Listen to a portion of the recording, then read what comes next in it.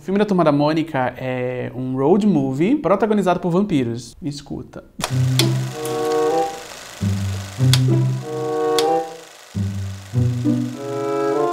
No antiquíssimo ano de 2009, se comemorava, primeiramente, os 10 anos do clipe Waiting for Tonight, da Jennifer Lopez, claro, e também o cinquentenário da obra de Maurício de Souza. Maurício de Souza, o criador da Turma da Mônica. Eu não sei se você vive numa caverna e não sabe quem é Maurício de Souza, sei lá. A comemoração incluiu o lançamento do projeto MSP50, uma série de 4 livros que compilavam releituras de personagens clássicos do Maurício de Souza, feitas por diversos artistas brasileiros. Fez tanto sucesso que deu origem ao projeto Graphic MSP, que era mais ou menos a mesma premissa, só que no formato Graphic Novel.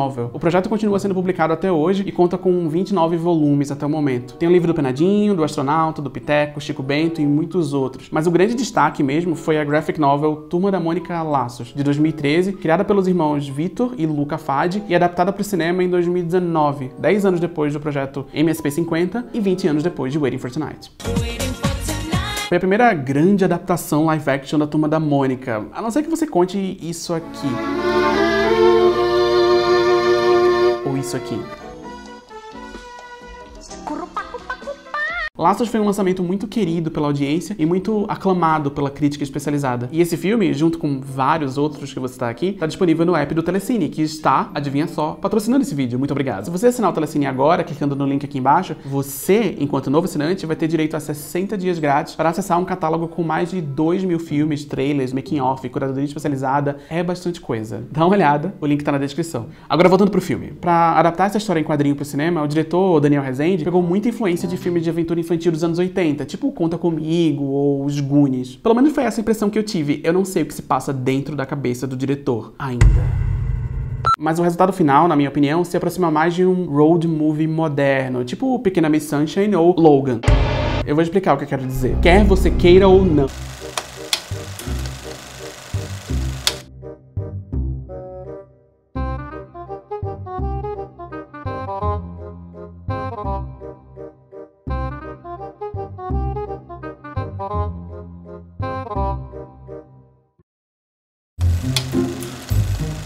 Em novembro de 2007, o diretor Walter Salles escreveu um texto no New York Times falando sobre o gênero road movie, ou filme de estrada. É uma análise bem profunda sobre um tipo de filme muito associado à cultura estadunidense. De acordo com o texto, filmes como Rastros de Ódio, do John Ford, ou Sem Destino, do Dennis Hopper, tomam como ponto de partida a descoberta de novas terras para refletir sobre ideias de identidade e nacionalidade. Nas palavras do próprio Walter Salles, esses filmes sugerem que os road movies mais interessantes são aqueles em que a crise de identidade do protagonista reflete a crise de identidade da própria cultura. Mas o que Walter Salles tem a ver com tudo isso? Por que eu tô falando de Walter Salles num vídeo sobre a Turma da Mônica? O que está acontecendo aqui? A visão de Walter Salles sobre esse gênero cinematográfico tem valor não só porque ele é um diretor talentoso, mas também porque 2 importantes obras da filmografia dele se encaixam perfeitamente no que geralmente se entende como filme de estrada. Eu tô falando, claro, de Diários de Motocicleta e Central do Brasil. Justiça para Fernanda Montenegro, já! Ele também dirigiu em 2012 a adaptação para o cinema do livro On the Road, do Jack Kerouac, que foi publicado em 1957 e é considerado uma obra fundamental da literatura estadunidense, e tem a Kristen Stewart nesse filme, sei lá. Só queria falar isso. Mas o que é um road movie, afinal? De acordo com o Dicionário de Mídia e Comunicação e a página da Wikipédia, um filme de estrada é um gênero cinematográfico no qual o personagem principal sai de casa para uma viagem e no processo acaba alterando a perspectiva de sua vida cotidiana. É uma definição bem ampla que pode incluir basicamente qualquer história em que um personagem viaja, tipo a Odisseia de Homero, Don Quixote ou Pokémon.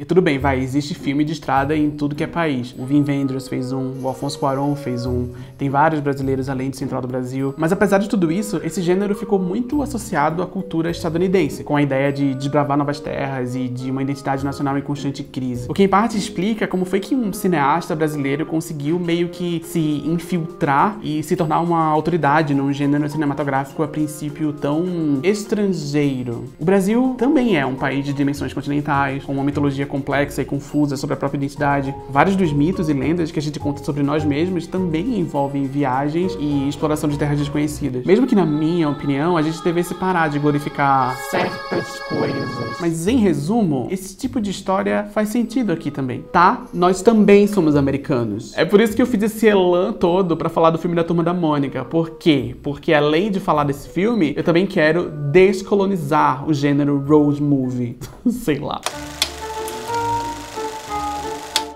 Apesar do título do filme, o protagonista de Laços é o Cebolinha. Não que os outros personagens não tenham seu brilho, eles têm. Sem falar que o casting desse filme é perfeito. As crianças são todas muito fofas e todas elas têm o seu momento de emoção na trama. Mas o Cebolinha é o principal, vai. É ele que aprende, é ele que tem um arco narrativo. A história é dele. No começo do filme, a gente vê uma cena de um típico plano infalível, que parece que saiu direto do gibi, com direito a muitos easter eggs e a aparição de todo tipo de coadjuvante. Oi, meninos. Oi, Xavier. É muito fofinho e uma dose cavalar de nostalgia pra basicamente qualquer pessoa que cresceu no Brasil. A gente conhece esse mundo, a gente conhece essa rua, a gente conhece esses personagens, é tudo parte da nossa vida, de certa forma. E agora a gente tá vendo eles de outro jeito. E é muito legal a maneira como o Daniel Rezende adaptou o bairro do Limoeiro. Parece um bairro de verdade, com gente de verdade, terra no chão, criança brincando na rua, mas sem perder o aspecto cartunesco ou gibizesco que dá identidade a esse lugar. É muito bonito, muito encantador, meio onírico e real ao mesmo tempo. É até meio perturbador, porque você reconhece aquele bairro como se você tivesse vivido ali, mas esse lugar não existe. Enfim, de volta pro Cebolinha. Depois que o plano dá errado, a gente tem o primeiro grande momento emocional da história, quando o Cebolinha fala pra mãe que ele precisa derrotar a Mônica. Que eu quero derrotar a Mônica. Tem certeza que é isso mesmo? Você quer, meu filho? Ok. Acho que eu tô pronto pra entrar na crise existencial do Cebolinha. Bem-vindo ao corte epistemológico. No dia seguinte, o Cebolinha descobre que o seu cachorro, o Floquinho, foi roubado. O Floquinho é o cachorro verde, o cosplay da Billie Eilish. Ou o contrário. E apesar das pistas quentíssimas que as crianças encontram, os adultos não dão muita atenção e é isso que motiva a turma a sair numa grande jornada em busca do cachorro perdido. O Cebolinha começa liderando o grupo, mas ele tem dificuldade de lidar com as complexidades de gerenciar um movimento político complexo. O Cebolinha é muito boy lixo. Ele é arrogante, ele se autodeclara o gênio da turma, ele se recusa a ouvir as ideias dos outros, ele trata todo mundo mal, principalmente as meninas, principalmente a Mônica. Será que é um caso de cancelamento? Vamos ver aonde essa investigação nos leva. A jornada dessas crianças em busca do cachorro perdido é interrompida por esses pequenos conflitos, mas também por alguns momentos lúdicos de iluminação e aprendizado. O mais interessante desses momentos, pra mim, é o encontro do Cebolinha com o Louco, que me lembra muito a cena da lagarta de Alice no País das Maravilhas, sabe? E também essa cena de Senhoras do Destino. Eles são a mesma pessoa. É uma cena meio lúdica que o filme não deixa claro se é um sonho ou não. Mas é claramente um sonho. Ou será que o Cebolinha tá morto e isso aqui é o purgatório? Essa eu vou postar no fórum. Tem uma teoria bem antiga que diz que o louco dos gibis é fruto da imaginação do Cebolinha. Algumas histórias corroboram essa teoria, outras nem tanto. O louco do filme tá ali mais pra ilustrar o tema da história. Juntos, vocês podem vencer qualquer desafio.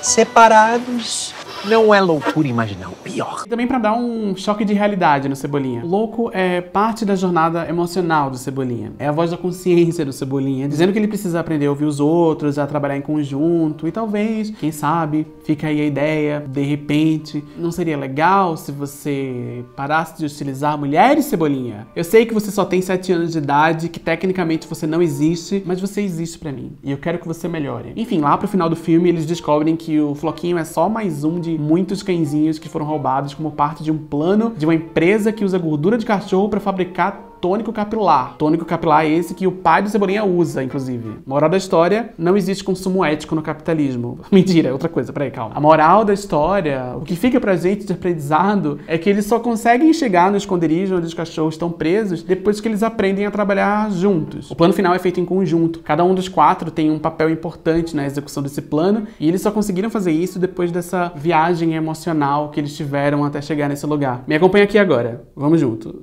Uma das coisas que me chamou a atenção nesse filme é como as crianças parecem crianças. Elas agem como crianças e elas são tratadas pelos adultos do filme como crianças. Filho, Olha que desenho lindo. O que não significa que elas são subestimadas pela narrativa. Os desejos e medos e angústias do Cebolinha são tratados com a mesma seriedade que o Cebolinha encara eles. Óbvio que é irracional que uma criança de 7 anos de idade seja obcecada em derrotar outra criança ou roubar o coelhinho de pelúcia dela. Mas por mais ou menos 1h30, a gente que é adulto meio que embarca na irracionalidade. Não só na irracionalidade, mas na ideia de que um bairro assim existe, de que essas pessoas existem, de que a premissa de 4 crianças perdidas numa floresta é uma aventura fantástica e não um filme de terror, e que esses pequenos momentos aqui e ali num filme infantil são uma grande jornada. O que eu quero dizer é que, apesar desse filme não mostrar uma viagem de dimensões continentais por terras inexploradas, é assim que essa jornada aparece no universo dessas crianças. E em certo nível, pela forma como o filme foi escrito e filmado, é assim que parece pra gente também. Porque o deslocamento físico da Turma da Mônica reflete a trajetória emocional delas. Voltando pro texto do Walter Salles no início do vídeo, tem um trecho interessante que ele fala o seguinte: os road movies desafiam diretamente a cultura de conformidade. Eles são sobre a experiência, acima de tudo. Eles são sobre a jornada. São sobre o que pode ser aprendido com o outro, com aqueles que são diferentes. Em um mundo que desafia cada vez mais esses ideais, a importância dos road movies como uma forma de resistência não pode ser descartada. Uau! Dá pra falar isso do filme da Turma da Mônica? Mais ou menos. Vários desses filmes, mesmo os mais recentes, são feitos desses pequenos momentos de catarse emocional, aprendizado e crescimento. Momentos mais quietos e contemplativos, que mostram que o deslocamento físico dos personagens é um eco da jornada emocional que eles estão passando. E eu acho que isso se encaixa muito bem com o filme da Turma da Mônica. Tem aprendizado e rupturas com conformidade nessa história. Tem momentos de amadurecimento dos personagens e lições importantes para a vida inteira. Mas apesar de tudo isso, no fim das contas, essas crianças não podem amadurecer.